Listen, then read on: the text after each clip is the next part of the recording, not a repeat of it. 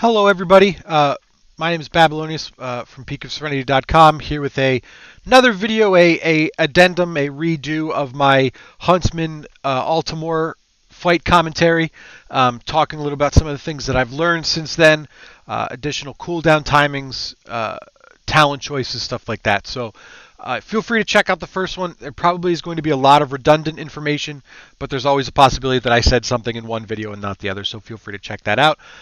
You can see information about my UI, my weak ores, and stuff like that below in the description, as well as links to peakofserenity.com, the Discord, the website, and ways to support me through Patreon and PayPal. So thank you very much, and hopefully this will be useful.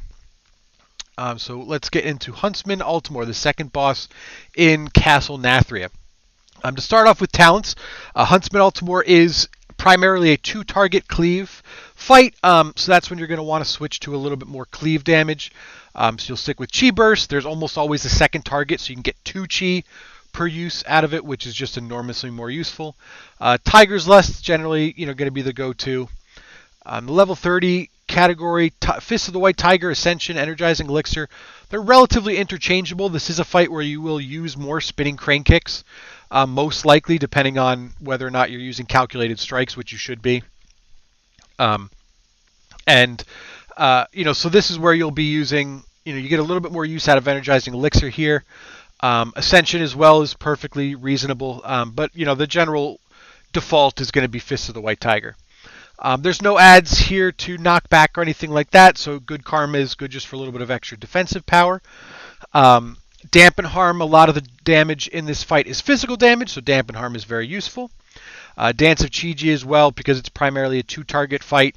Hitting 2 targets with your Dance of Chi-Ji is just very good. It also makes it very easy to stack up and get multiple Mark of the Crane stacks even on 2 targets, and I'll talk about that shortly. Whirling Dragon Punch, again, is kind of the default for the last row, as it is for all fights. All right, so let's get down into it. Like I said, Huntsman Altimor is primarily a 2-target fight. You'll see that we have things set up a little bit. Over here is where we'll put our the people that get targeted by the Sin Seeker, and you'll see that at the end of the fight because it kills me here. But we'll talk about our positioning a little bit. Your positioning might be a little bit different. Everybody kind of does it differently. It's not a fight where positioning is super important. It just matters that it works for you and your guild. All right, so to get into it, it's very useful to precast Chi Burst. You get 2. If it hits after target starts, you can get 2 Chi from it. So with hit combo already go, or with Expel Harm already going, that you can start with combat with 3 Chi, at which point you just have to Tiger Palm. I didn't do that, but again, this is stuff that I've learned since then. So you'll see it's 2 targets.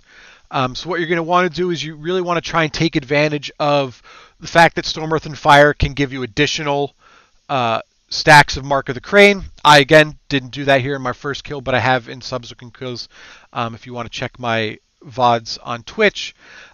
So what you'll see is that what you can do, as you'll see in the counter here, and I pointed to it instead of using the mouse, the counter down here, this tells me there are 2 targets, and I have 3 stacks of Mark of the Crane. So obviously that doesn't make a ton of sense. However, you could use your Storm, Earth, and Fire intelligently and take advantage of the fact that they themselves are inherently stupid in order to get additional Mark of the Crane stacks. So what you'll do is you'll attack, say, Huntsman Altimor, and it doesn't matter which one you start on, but if you attack Huntsman Altimor, you focus your Storm, Earth, and Fire targets on Altimor, and that will give you 3 stacks. Or sorry, two stacks, I believe. Then you move them over to Margor, and you switch to Margor, right? So that'll bump you up to 4 or 5 stacks. 5 stacks, I believe. So then, what you can do is essentially you let your stack fall off of Altimor, and then you refocus them back on Altimor, and that will get you up to 6 stacks. And then as long as you don't let them fall off, you can maintain 6 stacks of the entirety of the fight. I might have explained it. It might have been a little hard to explain. There is some information on Peak under the advanced tricks section under Mark of the Crane where it talks about kind of specifically how to do this. So I'll pull that up for you right now. right? So you go over here to down to advanced tricks. It's under here under Mark of the Crane. So this kind of explains it. Um, they cause marks on the same target they're hitting to be worth 2 stacks, so that's one of the things you could take advantage of. As well as targets that have died, or if you are over 2 stacks. This was down here. If you drop a Mark of the Crane debuff, you only lose a single stack. So what happens is you are able to get, say I'm here to 3 stacks. If I let it fall off on Altimor, I'll go down to 2. Right? That makes sense. However, if you take advantage of it and work your way up to 6, and you let it fall off Huntsman Altimor, you only go down to 5. So once you kind of hit that 5 and 6 number, it becomes very easy to maintain keeping your Mark of the Crane and staying at 6, which is where you get a lot of extra spinning crane kick power. All right, so this was very early on, and based on my gear, I didn't have the necessary amount of calculated strikes to really do a lot of AoE damage.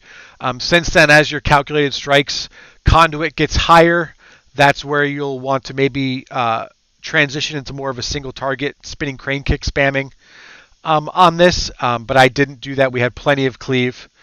The boss damage on each does work. The damage you put into Margor does take damage off of Huntsman as well, so you really do want to cleave. It's very important. What you'll see here is the Sin Seeker is coming. This is early in the fight, so I'm going to stand in it and pop my Touch of Karma. And what that does is that just eats up a chunk of my Touch of Karma through the hit and then the dot. Depending on your health, depending on if you use Fort Brew and stuff at the same time, you might want to take a second Sin Seeker. But again, that's very risky. It puts a lot of pressure on your healers because Touch of Karma is not going to sit on you the entire time. So you see I start taking a reasonable chunk of damage when I had the additional buff. So more Sin Seeker damage, you probably don't want to do that. It's very risky, but it is something you can do. One of the things you'll see as my Touch of Death indicator just popped up, but what you'll want to do is try and time getting Touch of Death off on as many of the bears as possible.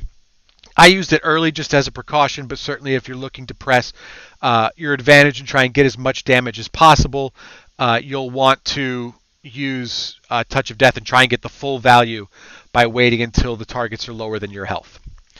So here we have the second boss comes out after the first one dies. We move the boss to the middle. I rolled over here just to get an additional stack for Mark of the Crane. On Barghast, our tank kept him out a while for the Rip Soul. Ideally, the tanks would kind of have it moving in and out in order to maximize the cleave on Barghast. But as you can see, it summoned additional shades. Those get CC'd. You can use paralysis on them, and that helps. But again, this is just kind of rinse and repeat in terms of wanting to maximize your AoE, your cleave damage. You'll see that I'm holding on to my Zuen and my Weapons of Order. This is something that you're going to want to pay attention to based on your timings. It's specific to your timings. Because ideally you want to use those abilities when you have multiple targets.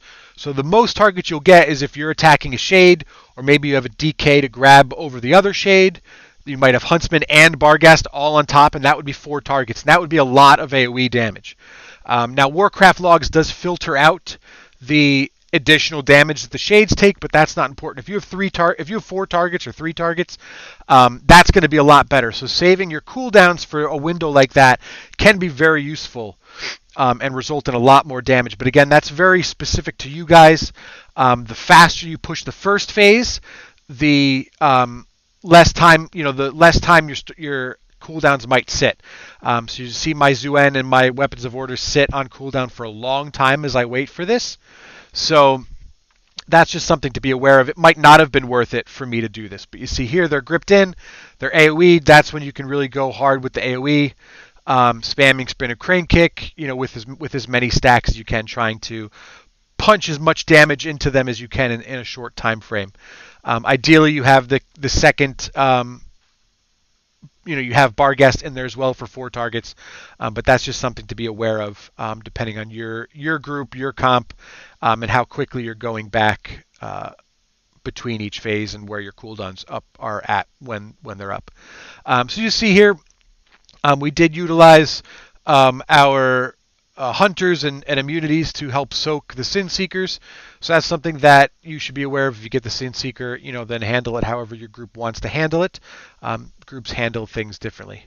Again, here would be another chance to have used Touch of Death on Barghast as he dies. So that just kind of comes down to the timing. Third bear comes out again, kind of rinse and repeat. We are here since we got a second Shades. This is a big AOE time. Pop another Storm, Earth, and Fire, charge, and just kind of AOE my butt off for a little bit. Certainly could have prepped things a little bit more. It's likely that if I had popped my Zuen and stuff right away in the second phase, it might have been up. So I would have had weapons order and stuff for that, which would have given me on 4 targets instead of 3. So, a lot of that is feel and practice that it takes to really maximize your damage. But those are some of the decisions that you have to be thinking about. So again, at this point, it's just, cleave, staying alive, trying to kill it before you run out of immunities. You'll see that I do get, I believe, the next Sin Seeker, and we're out of immunities, so I have to sacrifice myself. But that's just something, that you got to do when you're doing progression. Certainly, it sucks when you're going for rankings and stuff, but, you got to do what you got to do to get the boss down rather than getting a Sin Seeker too early and killing, a bunch of people. But it's just, this is the boring phase. There's not a ton you could do. It's just cleave. Ideally, your tanks keep them stacked on one another as best they can, just to kind of maximize that cleave damage. You want to kind of continue to keep up your Mark of the Crane. Here, again, we didn't have another Sin Seeker, so I just had to eat it and die. I don't have an immunity or anything like that, so I got to watch the end of this fight from the ground. The faster we kill it, the less immunities we need, so the less people we have to sacrifice. But really, at this point, it's very boring. I find the end of this fight to be incredibly boring because all of the mechanics are gone, and you're just kind of slowly killing him because he takes less damage now because the damage from the bears do go onto him as well. So this extra fight after the bear dies just always felt like it took a lot longer. So hopefully this video is informative. You can check out my other video if you so wish. Might have some additional information, other comments, things that I missed now. But hopefully this one was educational for you. I found Altimor to be a very fun fight. It's a fight that Windwalker can be very strong on with the cleave damage and stuff. So, just something to consider. Check out the description below for information how to support me through Patreon and PayPal. Links to peakofserenity.com and the Discord, as well as information about my UI. So thank you very much for watching. Make sure to like and subscribe the video. Let me know in the comments whatever else, what you thought of this video, anything else I could add, or any other videos you'd like to see. And until next time, have a good night, morning, afternoon, whatever it is, wherever you are.